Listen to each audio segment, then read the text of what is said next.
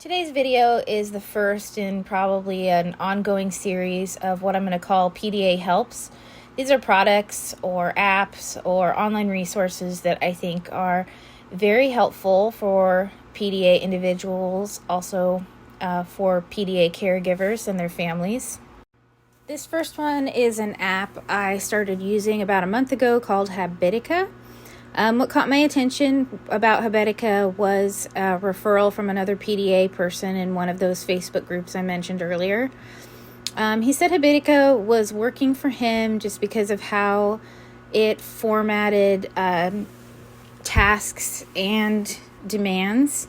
And as you probably already know, PDA people very much struggle with knowing how to organize or structure, especially to-do lists, because they very easily and quickly turn into demands.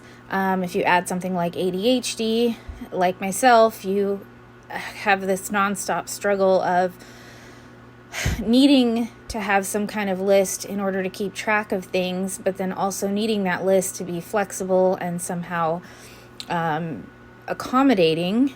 And so far I've found Habitica to meet my need in those areas, and I was going to quickly just kind of show you what the app looks like and the features that I like from it.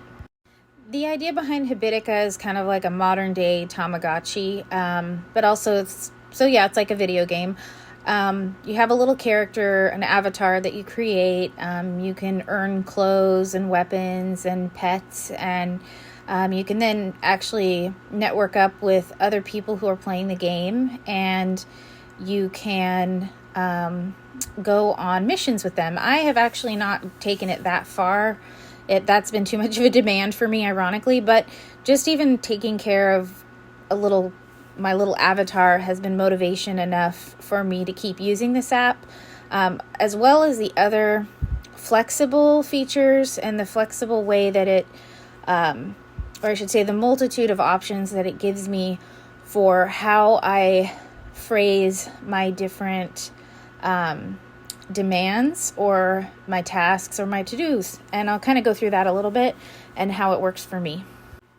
Okay, so I just did a quick video of myself kind of scrolling through the different options for using the app. You can see here it has 3 different ways of framing your to-do list. You've got habits, dailies, and then you also have your to-do list. So just focusing real quick, I wanted to show you how you can add something. So like if you look here, you add a new habit. It's very, very flexible. I mean, you have a lot of control over how you do this. So it can be you want to do something daily, you want to accomplish something weekly or monthly. You can say under the habits if the thing has a negative or positive effect, like say you want to eat healthier, you can give eating junk food a negative effect and it'll penalize your character if you want to. But it's all very much in your own control, and it's easy to go in and edit things. So if you need to make changes, it's click, really quick. Here I change something and I can make it a positive and have a negative effect both. And you can see if you click one, it'll do a thing. If you click the other, it'll penalize me. So it's pretty straightforward in that regard. This is the menu. It just kind of shows, this is where you can go to buy, use your money to buy things. You can customize your avatar, add equipment, items, pets, the gems. You can get a subscription where you have more bling and more features. The tavern is where you can go if you need certain days off, like resting. You can also join up with other people and use your avatar to fight in missions. I have not done this yet because as part of my PDA, I have not been in the frame of mind to even try to tackle that. But it's still been motivating for me to take care of my little character. Like I said, like it's a Tamagotchi. It kind of makes it fun. And going back for a closer look at each of those categories, I wanted to briefly describe each one. This is the to-do list. It's a basic to-do list. Again, completely customizable. You can put a date for when you want to finish your thing. It doesn't really penalize you if you don't do the thing. It's just more of a reminder for, the things you don't want to forget. Taking a closer look here at the dailies. I really enjoy the dailies because it's kind of like an ongoing to-do list, and I like, again, the flexibility of it. I take some of the tasks that I struggle with, like say cleaning house, instead of breaking it up by room, which it kind of feels overwhelming to me. I like to break up my activities by time limit, so it makes it feel like it's a more doable chunk of thing that I should do. So I kind of put on there like 5 minutes of cleaning the bathroom, 5 minutes of cleaning the kids' room, my room, kitchen, living room. And that helps me feel each day like I'm, doing something to help with where I'm at right now. And keeping my environment clean also helps me remind to do things like bathing for the kids, toothbrushing. So yeah, just that's the kind of thing that I put on the dailies. And it doesn't have to be daily. You can set it to like every 3 days or every week or every month. The only thing about the dailies that's important to mention is that they do penalize you. So these are the things that you if you want a little twinge for forgetting to do them, that's what I use it for. So again, I put my cleaning there to kind of help give me a little bit of motivation. It's not a huge ding. Your little character takes a health hit, but I'm pretty strategic about what I put there, so it doesn't feel overwhelming. But it does give me a little bit of motivation to push myself. Here are the habits again. Habits will not be penalized unless like I said, if it's something you don't want to do, and so you hit that every time you do that thing. I don't have many of those with a negative impact because it just doesn't work well for me in that regard. But this is cool because it gives you it gives your character points and progress for every time you do one of those things. And you can see up top, I added do a productive thing during burnout because it's double the trouble. So every time I knock something off my list right now or do a thing, I click that for double the points, because to me, it's very, very much a big deal that I'm doing anything during burnout.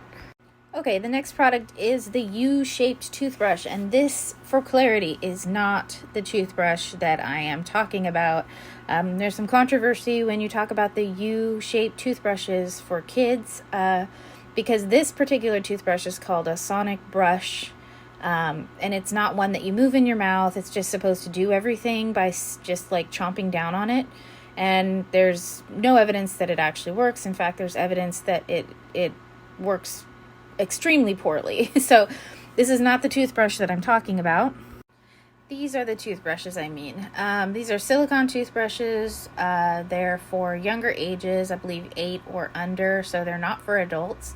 But I found these to be extremely helpful in the process of even getting myself to brush the kids' teeth. What's nice about these is that you just stick them in and have your child bite down after putting toothpaste on them, of course, and then you can just swish them side to side. I've been using them for a while with the kids. I do notice that they seem to help. Of course, keep an eye on them yourself to see if they're actually working, because my oldest child, I noticed they weren't working as well, and it could be because his mouth is getting too big to use them.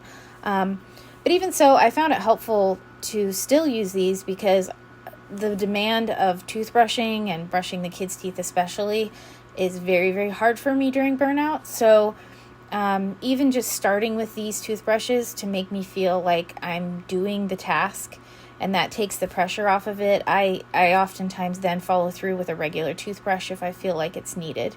But it really just gets the ball rolling for me and is definitely better than nothing. Plus, from what I could find in just researching different toothbrush types, silicone toothbrushes do work really well, and I can't see any difference between this and, a regular shaped silicone toothbrush. The bristles are moving across the teeth and the gum line. But, of course, definitely up to every individual to figure out if it's actually working for them and their kid. And finally, the last product is an air fryer. I know it's a joke that there are converts of the air fryer and that's all they talk about, and I am absolutely a convert. To be clear, this is not the air fryer that works well for me. These are one of the basket type air fryers, and I don't know. I don't like that I can't see my food as it's cooking. And I don't like the basket shape. Also, when I had one that was like that, I pulled it out and I somehow dropped the bottom half of it. I pushed the button while I was holding it, and there was like grease in the bottom and it splashed everywhere. So I don't know. I'm not a fan of this shape. This is the air fryer that I have fallen in love with, and no, I'm not being paid for any of these promotions. This is just, I bought this a year ago. It's huge. It's the Ninja Foodie air fryer, and it holds like a whole chicken. I use my air fryer pretty much every single day. I don't have a toaster. I just use the air fryer because it has that setting on it. What's awesome to me about this and why I'm saying that it's a good example of a PDA product is that it cuts down on the number of steps that go into my cooking. So let's say for the kids, if I want to cook like chicken breast or something, I can literally pull out a frozen chicken breast and throw it on there, put some seasoning on it, and set it to 18 minutes at each side. Check it to make sure it's done, and it's still juicy and it tastes good. So I feel like the air fryer is a very versatile product, and I definitely recommend it.